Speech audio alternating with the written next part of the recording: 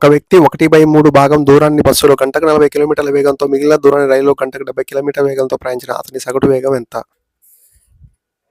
40 kilometre per hour 1/3, 70 kilometre per hour ఇది rest.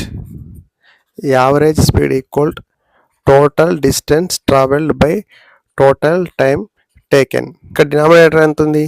3 into 40కి 70కి LCM కడితే ఎంత వస్తుంది? 280 బై 3 ఇంటూ 280. 1/3 ఎంత? 1 ఇంటూ 280. 3 ఇంటూ 280 అనేది ఇందులో ఎంత వస్తుంది?